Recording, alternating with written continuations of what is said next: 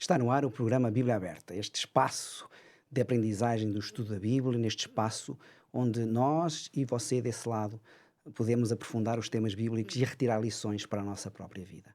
É muito bom tê-lo desse lado, é um prazer para nós e por isso é que existimos, para poder dar-lhe este conhecimento aprofundado da Palavra de Deus.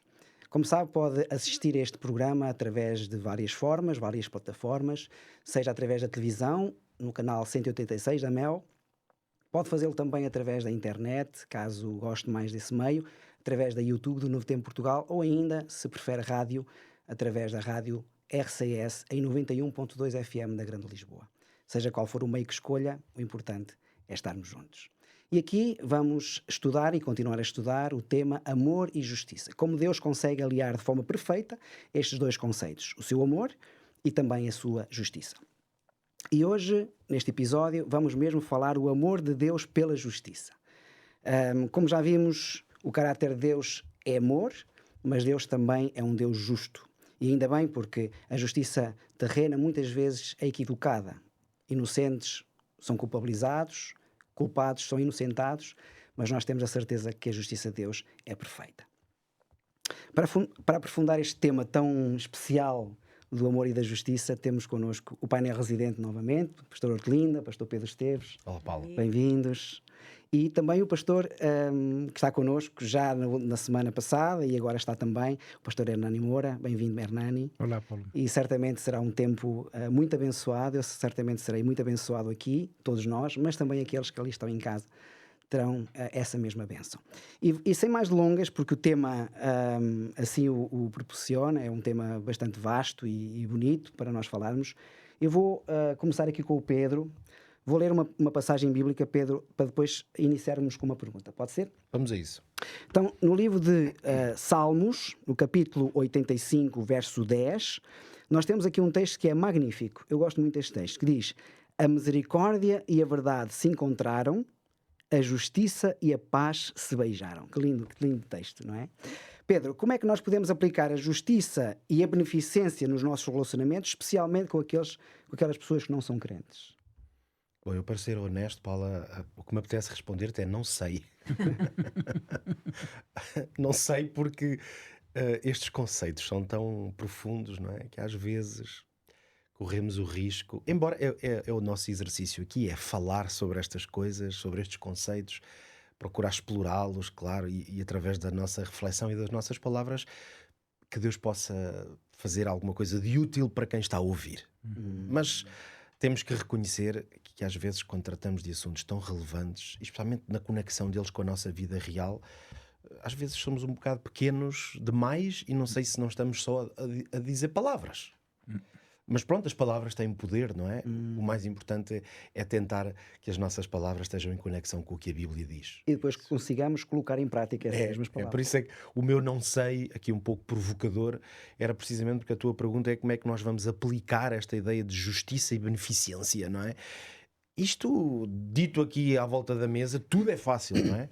E depois, se eu sair daqui e meto-me no carro para ir para casa e tenho um acidente ou alguém me fez alguma coisa péssima que me vai estragar a vida, aí é que é o problema. Se eu consigo que o que eu levo daqui ou que disse eu próprio aqui na mesa tenha alguma adesão à realidade.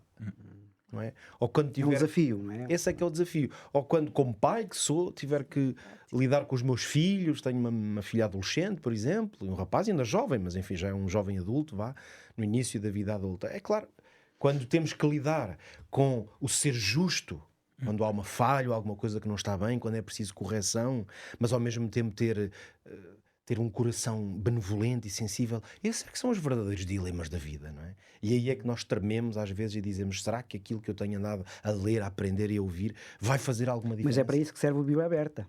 porque é na Bíblia que vamos retirar estes conceitos, não é? É isso. Obrigado, Paulo, por estás-me a ajudar aqui, não é? A dizer assim, ok, agora deixa de ser tão negativo, não é? Porque nós na Bíblia temos o quê? Uma fonte de inspiração, claro. E inspiração não é só uma abstração teórica ou filosófica. Orientação para a É vida. orientação real para a vida. Que na medida em que nós, claro, vamos deixando que Deus trabalhe em nós e o poder da palavra através do Espírito, no fundo, porque é o mesmo Espírito que a inspirou, é o mesmo que está connosco a inspirar-nos. Logo, a ligação entre a palavra e a nossa vida só não é uma coisa teórica. Porquê? Porque é o mesmo Espírito. O Espírito também nos dá o poder de conseguirmos aplicar estas coisas. Logo, é possível aplicar justiça e beneficência? É possível, claro. Claro que é possível. Embora seja exigente muitas vezes, mas é possível. Jesus deu exemplo disso, mas também temos que dizer, há pessoas que na vida, à nossa volta, também dão bons exemplos disso e mostram como é possível. Algumas notas, vamos dizer assim, até práticas, vou tentar responder com alguns elementos práticos. Eu acho que uma coisa que nós precisamos de facto aprender é aquela ideia de ser, em primeiro lugar, ser pessoas cheias de misericórdia. Eu até nem a preparei aqui nas minhas notas, mas está-me a vir à mente aquela velha frase muito linda, creio que da pena, de Ellen White, que dizia que quando tivermos que estar na dúvida entre misericórdia e justiça ou correção, mais vale exagerarmos por misericórdia. Um pouco o conceito é este. Se for errar, que seja Se for pela por misericórdia. errar, se for para errar porque não conseguimos, que seja por misericórdia. É melhor pecar por defeito que por excesso, Por não é? excesso, não é? Porque para excesso já somos normalmente muito dados, não é? Predispostos. Então, se for para excesso, excesso de misericórdia. E na verdade nós temos muita inspiração bíblica para a ideia de que o nosso primeiro esforço deve ser tratar com bondade, com compaixão, no fundo refletir aquilo que Jesus fez. Foi assim que ele tratou as pessoas à sua volta, até nos momentos de grande luta. O texto de Lucas 6, versículo 36 diz: sede misericordiosos, como também o vosso Pai é misericordioso. Pedro, mas nós tendemos a ser muito misericordiosos connosco e muito exigente com os outros, muitas vezes. É verdade, é verdade. Connosco, às vezes em situações com pessoas que nos são próximas, é mais fácil nós estendermos misericórdia. Depois com outros somos uns justiceiros Às de vezes primeira. para nós somos permissivos, não é? Deus permite tudo, mas para os outros queremos É que seja uma exigência. É tal e qual. Essa é a nossa fraqueza que me leva no fundo a dizer, olha, mais vale em primeira instância sermos pessoas cheias de misericórdia e de bondade. Até porque a Bíblia diz a misericórdia para quem usa da misericórdia. Isso. Assim, se nós estendermos mais facilmente misericórdia, também ela será estendida a nós. Seja por Deus, até pelos outros, quando nós falharmos também. O que plantarmos, nós semeamos. Tal e qual, não é? Agora, também é verdade que nós precisamos de ser pessoas íntegras. E a integridade significa que nós não podemos usar a misericórdia como se fosse um recurso como se não existisse verdade, justiça, correção. Portanto, ser íntegros é de facto estar bem alicerçados em valores. Para não ser que tudo é permissivo, não é? Há coisas que... Tal e qual, não é?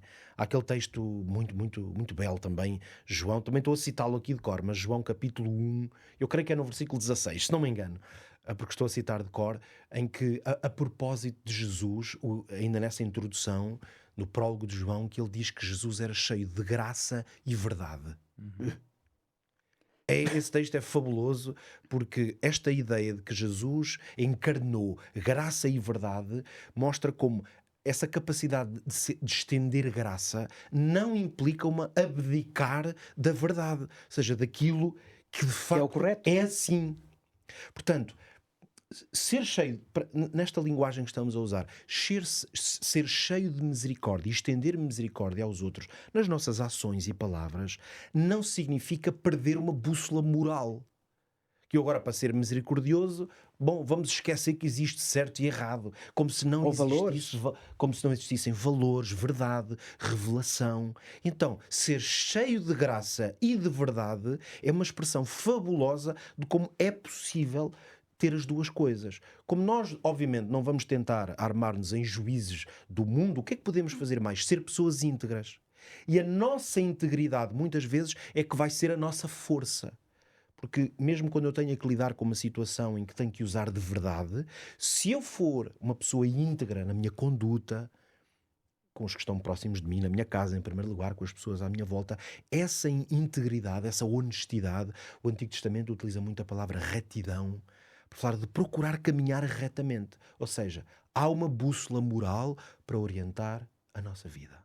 Mas, Pedro, se eu não me engano, há um custo para isso, né? Porque Jesus teve um custo grande para que essas duas realidades pudessem se encontrar.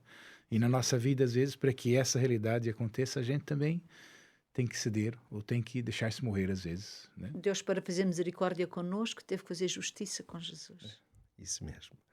E, na verdade, eu termino estes pensamentos tão interessantes que estamos aqui a partilhar, voltando ao texto bíblico, porque realmente ele merece esse destaque que tu lias há pouco nos Salmos. A expressão que é totalmente poética, mas cheia de verdade, que é a justiça e a paz se beijaram. Eu creio que ela indica que a justiça deve ser aplicada, mas de forma a promover a paz.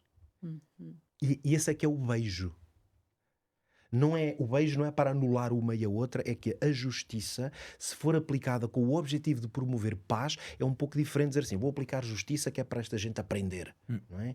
É a justiça para promover a paz. Para conjugar as duas. E nesse sentido, esse beijo é a ideia de que é possível sermos pessoas justas, mas com o objetivo de que haja paz, quer dizer, harmonia. E mais, no versículo 9 diz certamente que a salvação está perto daqueles que o temem. Portanto, a salvação é também, no fundo, essa aliança entre a misericórdia e a verdade, a justiça e a paz se encontram, realmente para a salvação. É verdade. Sempre lembrando que aquilo que a Bíblia nos incentiva é amar a Deus de todo o nosso coração, todas as nossas forças e entendimento, e amar o próximo como a nós mesmos. Uma vez que Jesus próprio disse que não há outro maior mandamento do que este, que para mim é mais um exemplo de este equilíbrio perfeito entre buscar a verdade, o que é justo, o que é certo, o que é bom, mas aplicá-lo sempre num contexto de misericórdia, empatia e bondade para com o outro. Até a lei de Deus é isto. Verdade num contexto de misericórdia e bondade. E amor. Muito bem, obrigado, Pedro, por esta explicação. Este é um tema lindíssimo, é um tema maravilhoso. E Deus faz isto de uma forma perfeita, não é? Aliar estes dois conceitos, e pede-nos também a nós para seguirmos o exemplo de Jesus que o fez e sermos também assim seguidores de Cristo também neste ponto, não é? De aliar estes dois conceitos. Não é difícil encontrarmos exemplos de justiça humana que é pervertida, não é? Nós vemos isso ao nosso redor. Podemos dizer que esta realidade nos pode ajudar a desejar essa perfeita justiça de Deus? Quando pensava nessa questão, eu lembrei-me de um incidente, de um caso que vocês se devem lembrar também, que passou, foi anunciado na televisão já há alguns anos, não muitos, de uma pessoa que foi morta nos Estados Unidos por um gangue de jovens delinquentes, e há um dos jovens que atira e matou um homem. E quando a polícia vai fazer o inquérito, há um jovem que é preso. Ele clama a sua inocência, mas ninguém acredita. Todas as evidências iam na direção de que tinha sido ele, e ele foi preso. Algum tempo depois, ao verdadeiro criminoso que se vai confessar a um padre e diz que é ele o criminoso. Para manter o segredo da confissão, este padre não diz nada. E este jovem fica preso 15 anos. Ao fim de 15 anos, o verdadeiro assassino morre e o padre vai então declarar e ele é então solto. Mas nós pensamos que este jovem perdeu 15 anos da sua vida por causa de um erro de julgamento e de um erro de punição, de justiça humana. Finalmente, a justiça humana é isto, não é? É sempre incompleta, ignorante, porque os seres humanos, mesmo com as melhores das intenções, há, como tu dizes, portanto, a justiça humana pervertida, que é aquela injustiça que é voluntariamente buscada por interesses pessoais, por ganhos, em que o bem é pervertido e muitas vezes se faz triunfar o mal. Mas mesmo com as melhores das intenções, a justiça humana, ela é incompleta, ela é falha, ela é limitada, porque o ser humano não pode julgar, como neste julgamento que vos falei, aquilo que é oculto, não pode julgar o que é involuntário involuntário. Quantas vezes erramos sem querer, não é? Fazemos o mal involuntário. Também não podemos avaliar o mal compulsivo, aquele mal que fala o apóstolo Paulo, que diz-me, mas o bem que eu quero, esse não faço. O mal que eu não quero, é esse que eu faço. Portanto, quando eu quero fazer o bem, o mal está em mim. Portanto, há tendências para certos comportamentos que nós herdamos e que também isso não pode ser avaliado nem julgado. Não quer dizer que isto tira a responsabilidade aos seres humanos. Não, de maneira nenhuma. Os seres humanos são responsáveis pelos os seus atos. Mas quer dizer que duas pessoas fazendo o mesmo crime, o mesmo pecado, poderão não ter o mesmo grau de responsabilidade.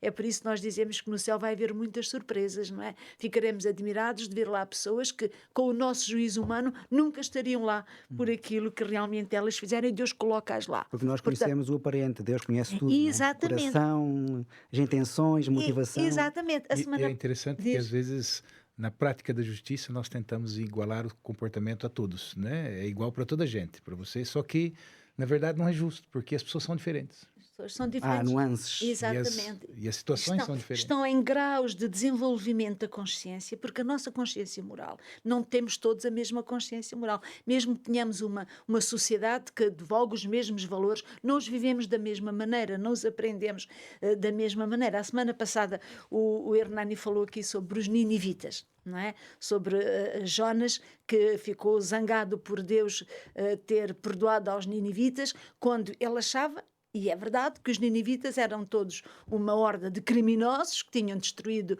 e levado cativos israelitas não sei quantas vezes. Os assírios eram o povo mais sanguinário da história, o mais cruel.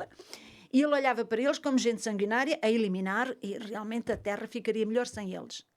Mas Deus, quando olhou para estas pessoas, o que é que Deus viu?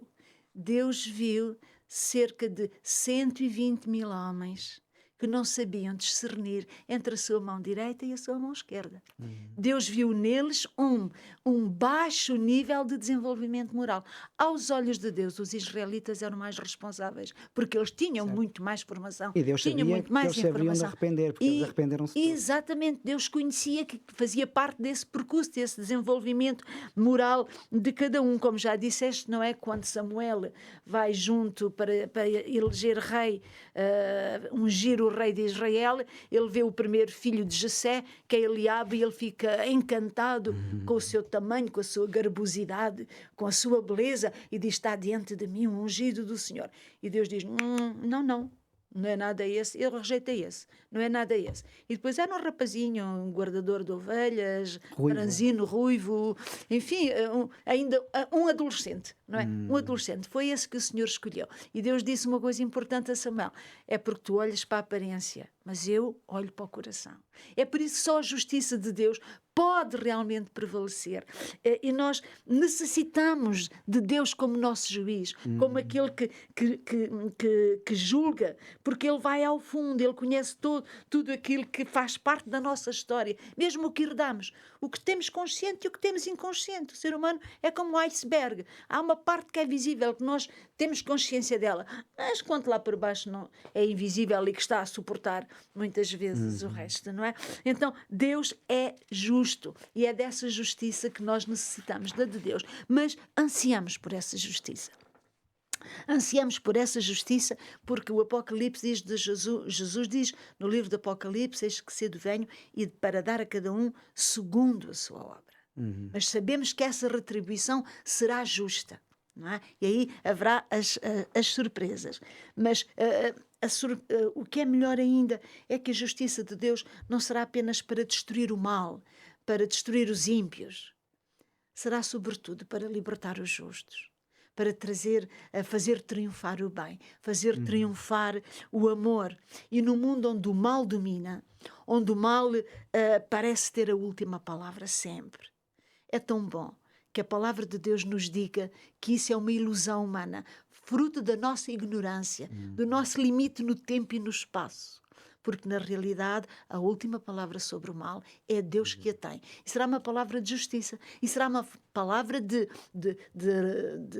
retribuição e uma palavra de amor. Uma palavra de amor, não é? Como vimos, Deus é tardio em irar-se, mas Ele não terá o inocente por culpado e nem o culpado por inocente. Podemos confiar, porque a justiça de Deus é uma justiça transparente, com conhecimento de todas as causas que ao ser humano escapam, Claro. na sua maioria. Uma justiça que não falha, não é? Não falha. Porque também temos um Deus que não falha. Porque não é baseado num conhecimento externo. É baseado num conhecimento da realidade total da pessoa e das suas circunstâncias. Não é? Claro. Interessante, muito, muito interessante esta partilha. Acho que devemos refletir bem nisto e viver na nossa vida diária, porque, aliás, a Bíblia diz tudo aquilo que foi escrito para o nosso ensino foi escrito. Não é só para ficar aqui na Bíblia e nós temos a Bíblia na prateleira, a encher-se de pó. É para nós usarmos estes conceitos na nossa própria vida e para vivermos esses conceitos e imitarmos Cristo, que é esse perfeito, consegue aliar perfeitamente esses dois conceitos do seu amor e a sua justiça ao mesmo tempo, não é? E como vocês diziam, buscar ser assim também na nossa vida diária. Hernani, eu vou ler aqui uma passagem em Deuteronômio, capítulo 32, verso 4, para também iniciar contigo uma pergunta, para tu poderes também falar um pouquinho sobre este tema. E diz assim: Ele é a rocha, cuja obra é perfeita, porque todos os seus caminhos são justos. Deus é a verdade, e não há nele nenhuma injustiça. Justo e reto ele é. Interessante. Este texto é inequívoco, não é? O que é que nos ensina esta passagem sobre a fidelidade e a retidão de Deus? Será que Deus permite a existência do mal neste mundo? Por que é que Deus permite tanto tempo esta existência? Será que haverá fim para este mal?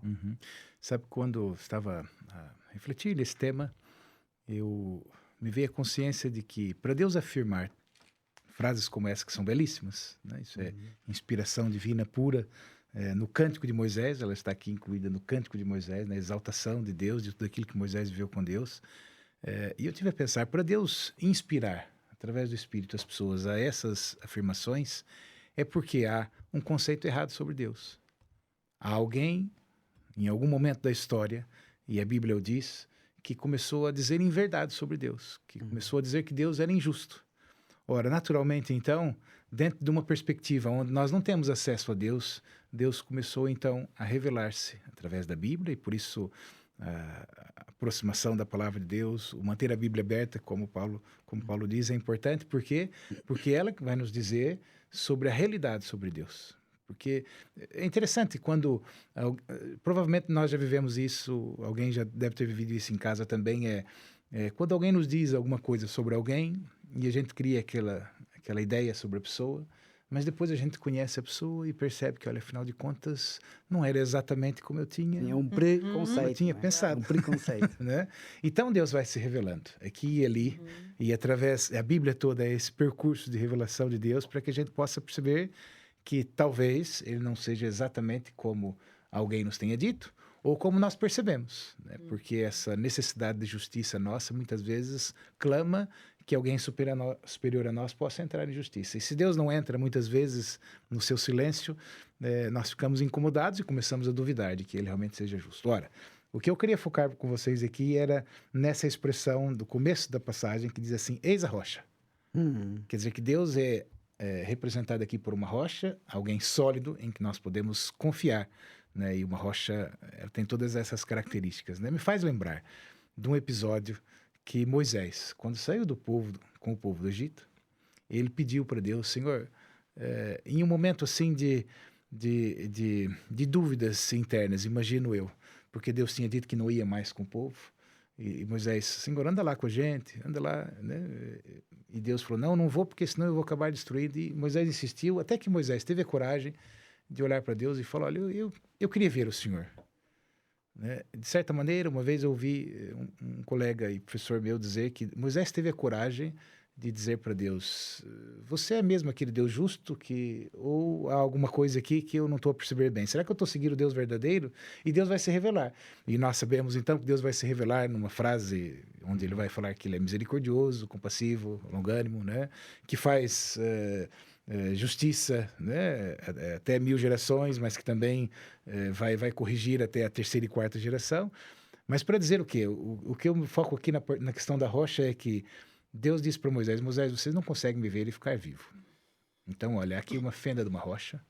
Você entra aqui na fenda, eu vou passar, vou colocar a mão, e quando eu estiver longe, eu vou proclamar então quem eu sou. E Moisés, então, percebeu Deus escondido na rocha. É interessante nós percebermos esse conceito, porque na Bíblia nós vamos perceber no Novo Testamento que tanto Paulo como Pedro dizem que quem é a rocha? É Cristo. É Jesus. Ora, se nós quisermos perceber com clareza a justiça de Deus, nós precisamos então estar escondidos em Cristo. Ora, o que isso quer dizer, escondidos em Cristo, se nós não temos aqui? É perceber Deus através de Cristo. Se aproximar de Cristo e perceber a sua justiça através dele. Então, realmente, através de Cristo, nós percebemos que Deus é um Deus sólido na justiça e que nós podemos descansar nele. Os caminhos dele são justos, mas Deus é a verdade, não é? Deus é a verdade. Isto é muito interessante. É que Deus não tem só a verdade, Deus é a verdade.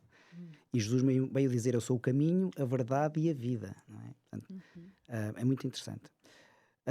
Querido amigo, não saia do seu lugar, porque já iremos falar de uma oferta muito especial para si e para a sua família. TV Novo Tempo, o canal do sábado, o canal da esperança. Aproveito este momento para falarmos consigo sobre este manual, este magnífico manual que eu tenho nas minhas mãos, que se chama Manual Eu Creio. É um estudo bíblico sistemático para aprenderem a estudar de uma forma especial, não só este tema que estamos a tratar hoje, mas vários temas bíblicos que estão aqui encerrados dentro desta revista. Nós temos aqui temas como Deus, a criação, o plano da redenção, a justificação pela fé, a lei de Deus, o que a Bíblia fala sobre a morte, o que a Bíblia fala sobre o novo céu e a nova terra, enfim, temas extraordinários para você tirar para a sua vida lições importantes e no seu crescimento de fé, tanto para si como para a sua família. Por isso, não perca esta oportunidade e envie para nós uma mensagem para o 933 939291, 933 939291, e a equipa da Novo Tempo Portugal irá enviar esta oferta de forma gratuita para si e para a sua família. Tem que investir, temos nós todos que investir na nossa saúde espiritual, e esta é uma revista que vai ajudá-lo certamente nesse propósito. Muito bem, amigos, vamos recomeçar agora com o Pedro. Pedro, vou ler 2 textos bíblicos e depois desses textos bíblicos então falaremos um pouquinho mais sobre este tema que é tão importante. O primeiro tema encontra-se no livro do Êxodo, no capítulo 32, verso 14. Eu vou ler também este texto que diz... Êxodo capítulo 32, verso 14. Então o Senhor arrependeu-se do mal que lhe dissera que havia de fazer ao seu povo. Okay? Este é o primeiro conceito. O segundo conceito está em Jeremias. Jeremias capítulo 18, a partir do verso 4 até ao verso 10. E aqui neste texto de Jeremias, que é um texto muito bonito, nós lemos o seguinte: como o vaso que ele fazia de barro se quebrou na mão do oleiro, tornou a fazer dele outro vaso, conforme o que pareceu bem aos olhos do oleiro fazer. Então a palavra do Senhor veio a mim, dizendo: não poderei eu fazer de vós como fez este oleiro, ó casa de Israel, diz o Senhor. Eis que como o barro nas mãos do oleiro, assim sois vós na minha mão, ó casa de Israel. No momento em que falar contra uma nação e contra um reino que arrancar e para derrubar e para destruir, se tal nação, porém, contra o qual falar se converter da sua maldade, também eu me arrependerei do mal que pensava fazer-lhe. No momento em que falar de uma nação e de um reino para edificar e para plantar, se fizer o mal diante dos meus olhos, não dando ouvidos à minha voz, então me arrependerei do bem que tinha falado que lhe daria. Pedro, como é que nós podemos falar um pouco sobre este arrependimento que nós vemos nestes 2 textos, este arrependimento de Deus? É verdade, parece haver uma contradição entre a possibilidade de Deus se arrepender, com o que nós estamos habituados, claro, e os conceitos e definições que atribuímos à ideia de arrependimento, e um Deus que sabe todas as coisas. Portanto, nunca precisa de mudar, porque ele já sabe tudo o que vai acontecer. Portanto, há uma aparente contradição, que eu creio claramente que não é uma contradição, é apenas uma questão de entendermos bem o contexto, por um lado, o sentido da palavra, e também a aplicação deste conceito na Bíblia como um todo. Gostava de partilhar então aqui 3 ou 4 ideias, Paulo, que me parecem muito relevantes e que lá para casa, para quem está com a Bíblia aberta nesta hora e connosco, poderão ser úteis para esclarecer este assunto. O arrependimento de Deus, vamos chamar-lhe assim este conceito, porque a verdade é que estes 2 textos declaradamente dizem 2 vezes que que Jesus se arrependerá ou se arrependeu. E existem outros também muito ligados, por exemplo, quando é na história do dilúvio. Lá está, só para dar mais um exemplo, esse é um daqueles mais radicais em que parece que é um arrependimento que até nos custa, quer dizer, Deus arrependeu-se de ter feito o homem, não é? Que é aquela ideia de, então, Deus arrependeu-se, quer dizer, Deus cometeu um erro. Deus não queria ter feito. Não É isso, porque a ideia de arrepender, nós normalmente quando dizemos assim, arrependo-me totalmente de ter feito isto, é quando fazemos uma asneira, ou cometemos um erro, e depois dizemos, olha, agora estou a sofrer as consequências da decisão que tomei, já estou arrependido para que é que decidi isto, ou fiz isto. Portanto, se for nesta lógica, obviamente parece estranho que Deus possa chegar à conclusão de que afinal enganou-se. Portanto, Deus é perfeito como se engana. então a perfeição de Deus e o seu conhecimento de todas as coisas ficaria em causa. Vamos então a estas dimensões. Em primeiro lugar, não podemos esquecer que o contexto destes vários exemplos que estamos a ver aqui de arrependimento, particularmente a Êxodo 32 é um bom exemplo disso, é uma resposta ao arrependimento humano. É uma resposta à intercessão. Então, podemos dizer que Deus criou... Nós sabemos que, até do ponto de vista físico, Deus criou este planeta e todo o universo com um conjunto de leis que podemos designar como uma ordem ou uma estrutura. E Deus funciona dentro dessa estrutura. É por isso que as leis matemáticas ou as leis da física, etc., do universo não são coisas que Deus agora vai arbitrariamente mexer, porque senão o universo entraria em colapso. Então a pergunta é, Deus está limitado pelas leis que Ele próprio criou? Não, não é uma questão de limitação. Ele criou-as porque dotou o universo de uma estrutura capaz dele funcionar assim para sempre.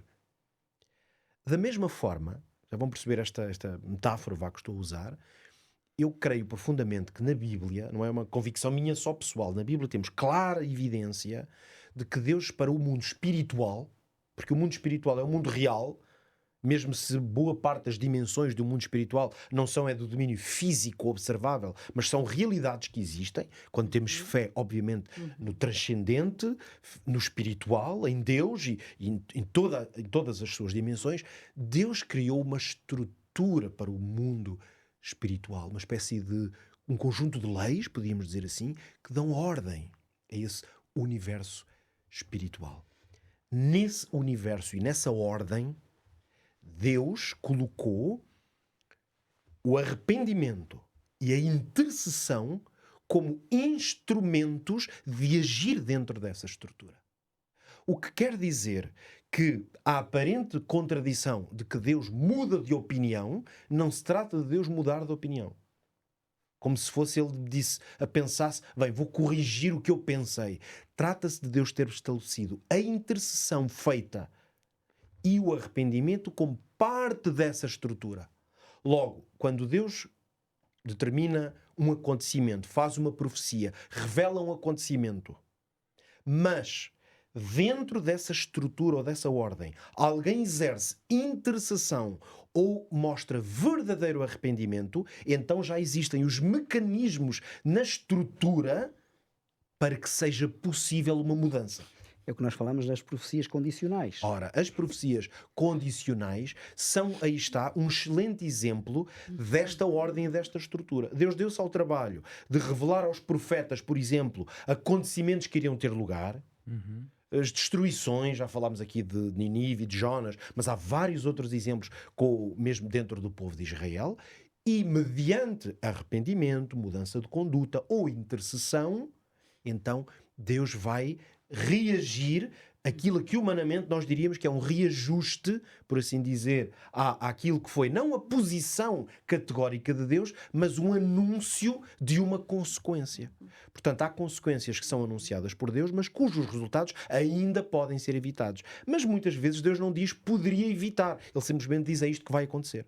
Ele não precisa de colocar lá todas as vezes já a linha. Mas se houver arrependimento ou intercessão, então isto pode mudar. Deus não precisa de estar sempre a dizer isso, porque isso é a ordem. É nesse sentido que eu digo, é a estrutura com que Ele criou o mundo espiritual. Portanto, e é também uma outra situação, que é a liberdade humana.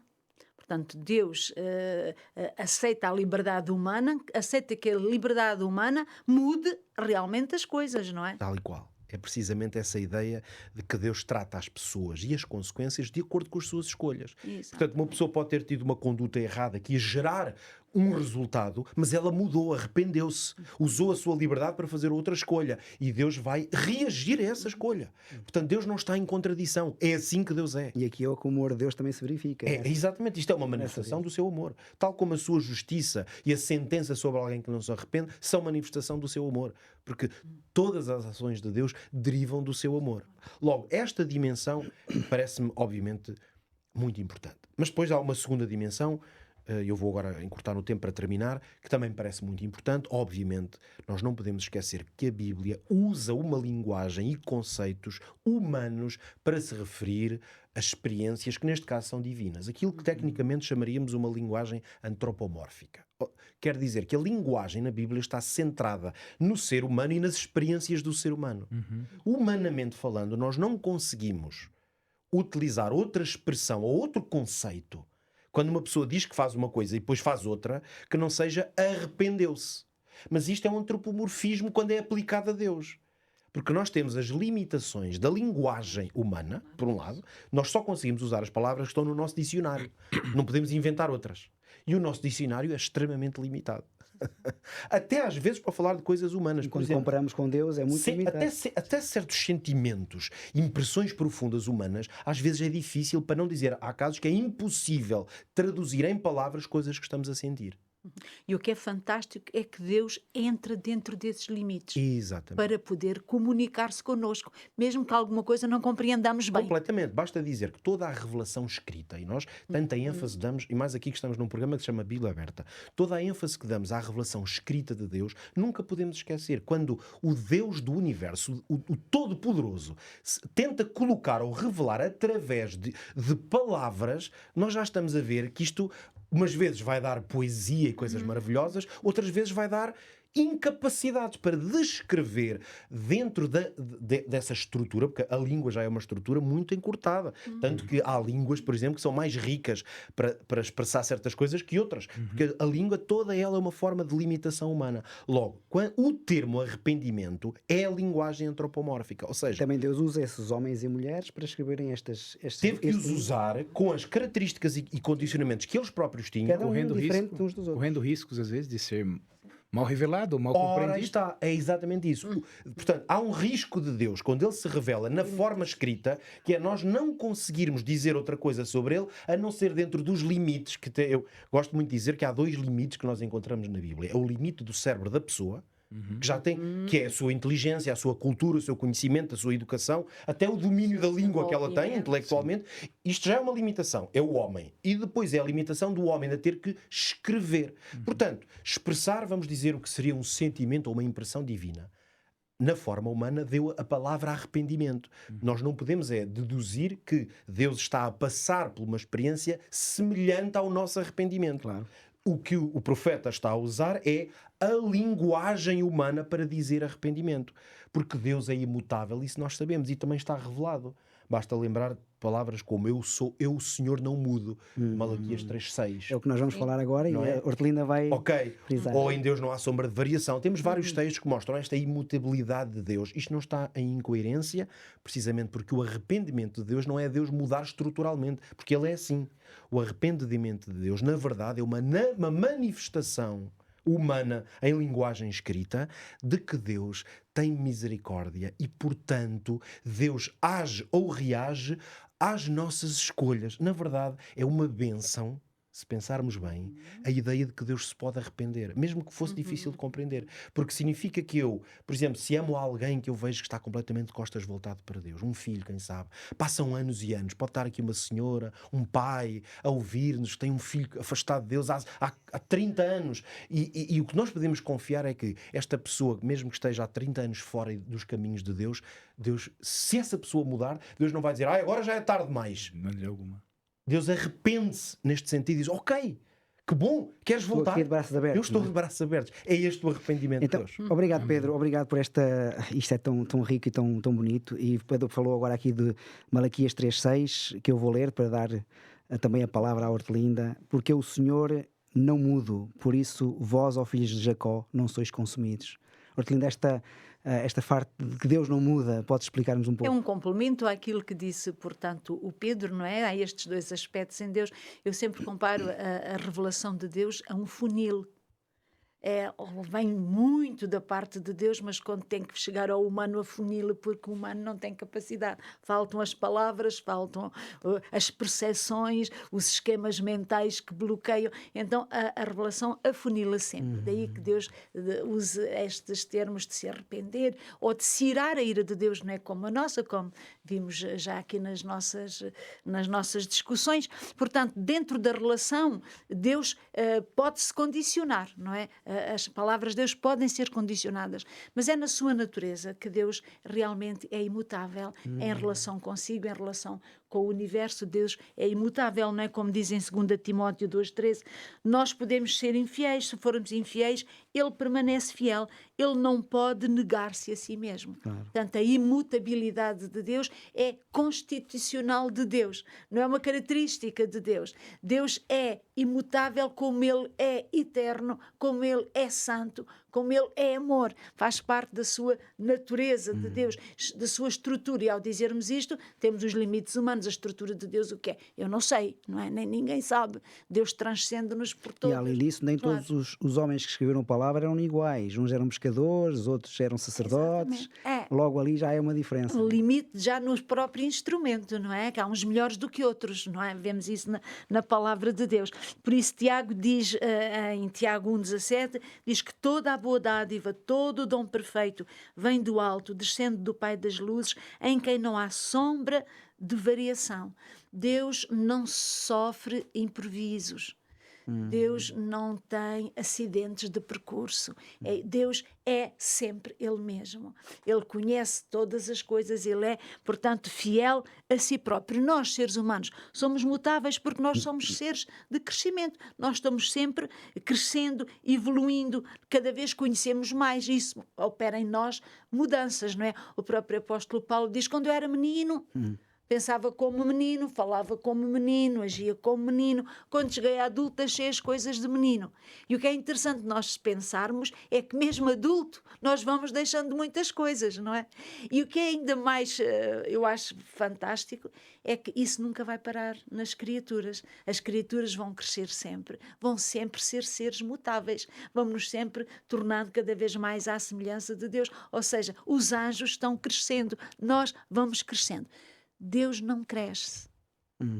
Deus é total o já. todo. Está completo. Deus sempre. está completo. Deus é o absoluto. Portanto, é isto que é a imutabilidade de Deus. Isto é fantástico. Deus é fiel a si próprio. Deus é fiel à sua palavra. Podemos ter a certeza. A palavra de Deus é fiel. Ela se cumprirá. E Deus é fiel ao seu projeto humano. E eu sou muito sensível a esta ideia. Nós somos um projeto de Deus. A humanidade é um empreendimento de Deus fantástico. Mereceu-lhe a vida do seu A filho. obra-prima. É a obra-prima. Deus terá outros. Mas é este empreendimento que é a humanidade, que somos nós. Deus deu o seu filho por ele. Portanto, é algo que ele valoriza. Portanto, Deus é fiel a este projeto. Ele vai realizar este projeto até ao fim. Podemos ter a certeza que o Senhor cumprirá tudo aquilo que o Senhor nos tem prometido. E esta imutabilidade de Deus é a garantia. Para mim, a imutabilidade de Deus, Deus ser o mesmo ontem, hoje e eternamente, na verdade, é a garantia de que o mal será vencido. Ele é a rocha, né? Ele é a rocha da nossa salvação, de que tudo o que Ele diz se cumprirá. E que nós, esta certeza, pode promover em nós dois sentimentos. O primeiro é um sentimento de confiança. Eu não tenho que me preocupar. Mesmo que não aconteça quando eu quero, quando eu espero, eu sei que Deus é fiel, que Deus é imutável. Mas o ser humano é impaciente, né? Quer as coisas para o agora, é imediatista. É, porque somos seres de crescimento, e então, como não vemos o futuro, queremos as coisas no imediato. Deus não tem nem imediato, nem imediato, nem mais além. Deus conhece todas as Para coisas. Deus o dia é como 1000 anos como um Como dia. um dia, está fora do tempo. Aliás, é uma das características de Deus, é estar fora do tempo e fora do espaço. E a nossa é estar dentro. Portanto, aí há uma diferença radical entre o Criador e a criatura. Mas esta segurança, os crentes devíamos ser pessoas seguras. com a certeza de que a experiência negativa que vivemos aqui é passageira. É isso que a Bíblia nos diz. Somos peregrinos e forasteiros. Estamos aqui de passagem. A realidade definitiva nós ainda só possuímos pela fé. Não é? Como dizia, portanto, o Pedro. É pela fé. Mas podemos confiar, porque Deus é imutável. E um outro sentimento que esta certeza nos dá é um que encontramos em Hebreus, no capítulo 6, 17 e 18, que diz assim: pelo que, querendo Deus mostrar mais abundantemente a imutabilidade do seu conselho aos herdeiros da promessa, se interpôs com juramento. Deus jura porque sabe que não vai mudar, sabe o que vai fazer e sabe que o pode fazer, para que por duas coisas imutáveis, nas quais é impossível que Deus minta. Porquê? Porque Ele conhece tudo. Tínhamos a firme consolação, nós os que pomos o nosso refúgio em reter a esperança. Portanto, é uma firme consolação. Isto deve-nos trazer paz, tranquilidade. A nossa vida devia de ser uma vida vivida à luz desta esperança, na certeza de que ela é certa. A esperança cristã não é como a esperança humana. A esperança humana é um talvez, não é? Pode ser que sim, pode ser que não, quando esperamos as coisas nesta terra. Mas a esperança fundada na palavra de Deus não é um talvez, é um 100%. É um sim absoluto. Podemos ter a certeza que o que o Senhor diz, Ele cumprirá. E muda até nossa maneira de viver a vida. Porque descansados em Deus, nós vivemos a vida numa perspectiva totalmente diferente. Deixamos o estresse, a preocupação constante, a angústia de saber como será todas as coisas, em deixar Deus guiar todos os passos. Sim, Deus vive. Ele vive. Claro. Ele é imutável. Ele sabe. Ele pode. E ainda por cima Ele nos ama. Então, para que havemos de temer? Está tudo a nosso favor. Está tudo a nosso favor. Por isso eu digo, Deus é absolutamente fiel a este projeto, que são vocês, que sou eu, que é cada ser humano. Podemos confiar neste Deus. Eu não sei vocês, me permitam, eu não sei vocês, mas eu fico assim um bocado decepcionado e triste quando alguém promete uma coisa e não cumpre. Eu fico, enfim, com alguma incerteza depois de continuar. Será que eu posso continuar a confiar nessa pessoa ou não? É por isso que eu, no meu percurso dentro de casa, procuro sempre cumprir aquilo que prometi. Se não posso, vou sempre dizer. Mas é essa realidade que nós não encontramos em Deus. É porque Deus vai sempre cumprir aquilo que prometeu. Claro. Deus não falha. É não é? Hernani, e há um pensamento da glória de Deus, aquele pensamento que diz que enfatiza o seu poder, mas sem enfatizar o seu amor. O que é que tu podes dizer um bocadinho sobre isto? Nos tempos modernos, e não só, né? Há essa perspectiva de o mundo cristão querer muito a glória de Deus voltada mais na perspectiva de poder, né? Mas nós não podemos associar as duas coisas. Já agora me permitam dar um toque de humor a essa perspectiva da glória. A palavra glória, né, em hebraico, ela vem de uma raiz que significa peso. Por isso, uma pessoa gloriosa é uma pessoa pesada. E eu que tenho um bocadinho mais de quilos, né? Costumo brincar que eu sou um pastor glorioso, né? Exatamente por essa perspectiva. Mas exatamente nessa perspectiva daquilo que a língua hebraica vem nos dizer, é que nós não podemos associar de maneira alguma a glória de Deus com aquilo que é o seu amor, o seu caráter. Porque isso é a revelação da glória de Deus, né? Essas perspectivas. E é interessante que o que a gente percebe hoje em dia é que enfatiza-se muito essa perspectiva de nós alcançarmos o poder de Deus, né? Sermos pessoas, seres humanos poderosos, que atraem atenção para si, que chamam atenção para as suas capacidades, as suas possibilidades, os seus dons.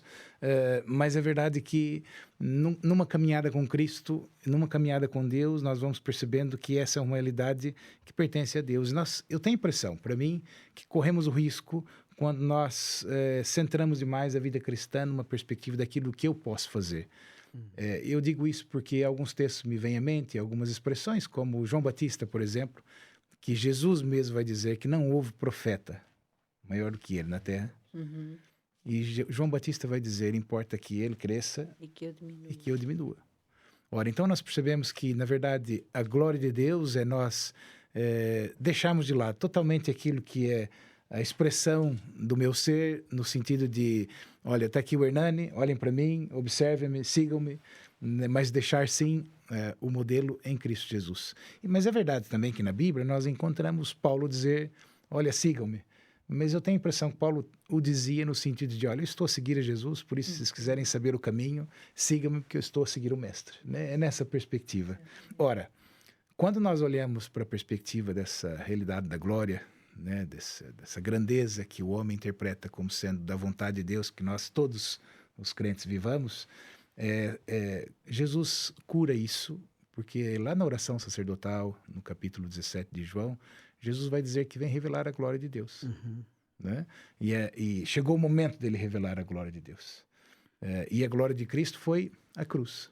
Se nós voltarmos um bocadinho mais na perspectiva daquilo que foi as tentações que Jesus enfrentou, lembra que o inimigo levou Jesus, de repente, até um lugar alto e disse, olha, mostrou toda a glória desse mundo e disse, olha, se prostrado me adorares, tudo isso te darei. Então, é muito diferente a perspectiva de glória humana, da busca humana por ser reconhecido, por ser visto. Na verdade, eu penso que, às vezes, nós buscamos... Eu tenho pensado um bocadinho sobre isso. Tenho a impressão que, às vezes, o homem busca essa glória, esse reconhecimento, como um objetivo último de ser amado. Na verdade, o que o ser humano quer é isso. Ele quer ser amado por alguém. Quer que alguém olhe para ele. Quer existir. Está ali alguém que merece o meu respeito, merece alguém o meu que nos valoriza. Mas é interessante que quando nós nos concentramos nisso e olhando a perspectiva humana daquilo que é uma pessoa cheia de poder, normalmente uma pessoa com finanças muito boas, né? Nessa perspectiva, ou com algum poder político, enfim. Mas normalmente, se vocês observarem, essa pessoa acaba ficando sozinha, isolada. Porque a riqueza vai sempre impedir dela saber se quem se aproxima dela se aproxima por amor ou se aproxima por interesse. Mas é uma tentação, porque mesmo a mãe de Tiago e João pediu a Jesus que um ficasse à direita e outro à esquerda no reino, ou seja, que eles sejam os maiores. Ou matar mais. Portanto, há aquela tentação de buscarmos esse poder e desvalorizarmos, no fundo, o seu amor. Talvez, Paulo, no fundo, o que nós temos como nós fomos criados para ser a imagem e semelhança de Deus, nós continuamos nesse percurso, talvez até inconsciente, de querer ser grande. Mas não temos mais Deus como modelo. E depois, não tendo mais Deus como modelo, nós vamos fixar modelos nesse mundo que vão criar imagens distorcidas na nossa pessoa, né? E o Senhor nos leva a perceber que a revelação da glória de Deus é uma realidade que nós vivemos, sim, mas somente em Cristo. Recupera aquilo que falamos há pouco sobre Moisés. Moisés só viu a glória de Deus quando estava em Cristo. Né? E por acaso, é o bom do Bíblia Aberta, é que nós podemos abrir a Bíblia, não é? E podemos retirar alguns textos que estão na nossa memória. E há aqui um texto que eu gostava de destacar aqui. Não tinha pensado nele, mas agora de falares, eu acho que é muito interessante e muito importante nós o lermos.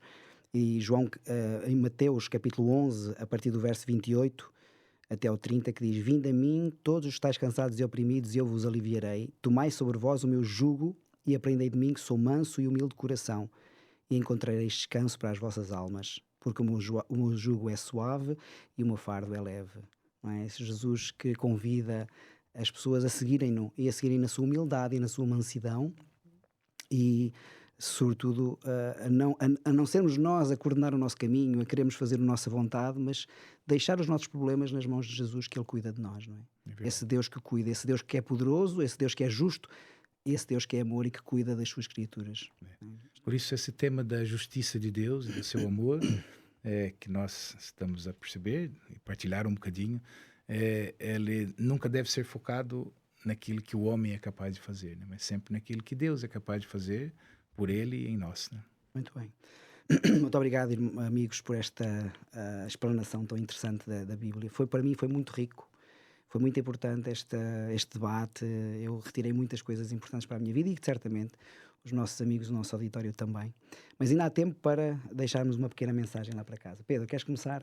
Sim, eu se calhar vou reagir já a toda esta explanação e reflexão que o Hernani aqui fez, que me tocou bastante, que é muito profunda. De facto, nós hoje vivemos num tempo em que temos diante de nós uma tentação, talvez, permanente, o mais evidente deste evangelho, que é um bocado o evangelho do coach, o evangelho do CEO, que é este evangelho que coloca às vezes o mundo da fé e da religião como mais um caminho para o Evangelho de sucesso. consumo. É um consumo, então é como se o Evangelho também pode ser mais uma via para chegar ao sucesso. E como as pessoas andam a lutar por sucesso de muitas formas, olha, os que têm fé também usam a fé como um meio do sucesso. E o problema não está no sucesso, o problema é que o sucesso é uma medida humana. E nós não podemos nunca medir o Evangelho a partir de medidas humanas. Se Deus nos abençoar para termos sucesso, seja em que área da vida for, graças a Deus por isso. Mas o Evangelho, ele é essencialmente uma chama que arde, um amor que constrange, é a palavra de Deus a frutificar na nossa vida. E essa é que é o verdadeiro sinal do Evangelho. Obrigado. Berlinda, queres deixar tu? Sim, eu iria um pouco na linha do que tínhamos dito sobre esta fidelidade de Deus. Podemos contar, podemos esperar, não ficaremos confundidos. Aqueles que esperam em Deus não ficam confundidos, porque Deus é imutável, Ele sabe, Ele pode, Ele quer, Ele ama. E o Pedro tinha dito nessa altura, está tudo do nosso lado. E realmente está tudo do nosso lado, como diz o apóstolo Paulo, tudo é vosso. Seja Paulo, seja Cefas, seja o futuro, seja o passado, o presente, tudo é vosso. E vós de Cristo, e Cristo de Deus. Isto é uma realidade espiritual. E nós, que somos seres de carne e osso, que vivemos dentro de um mundo que se toca e nós nos tocamos também, necessitamos de nos apropriar desta realidade, porque senão esta realidade de tudo é nosso pode ser apenas uma bonita ideia. E é uma pena se ela for apenas uma bonita ideia, porque ela pode ser uma força, um dínamo na nossa vida para transformá-la e torná-la aquilo que Deus quer que ela seja e que vale a pena ser. Muito bem. Hernani? Só lembrar aos nossos amigos que em Jesus a justiça e a misericórdia se encontram. Muito bem.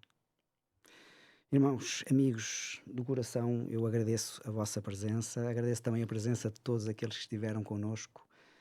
Nós existimos para o fazer feliz. Nós existimos para que você possa compreender mais e aceitar as verdades bíblicas, a si e a sua família, porque são coisas tão importantes. Estamos a falar com realidades futuras, com realidades eternas, e de um Deus que é eterno, e de um Deus que o ama e que quer abrir os braços para o receber. E por isso há aqui uma revista que me parece essencial para si, que é completamente gratuita. Ela é a oferta da Novo Tempo Portugal para si e para a sua família. É a revista, o manual Eu Creio, um manual de estudos bíblicos sistemáticos que o ajudará a buscar essa fé inabalável em Deus e, sobretudo, esse conhecimento da Bíblia que o fará feliz. Só tem que tem que enviar uma mensagem para o 933-939291, 933-939291. Envie uma mensagem. Envie uma mensagem que nós teremos todo o gosto de fazer chegar esta revista à sua casa. Que o Senhor o abençoe, possa ter uma semana muito abençoada, ricamente com Deus, a sua família também. E não se esqueça que este programa tem um nome, Bíblia Aberta. É para que as Bíblias continuem abertas. E eu espero que a sua também o faça. Que o Senhor o abençoe.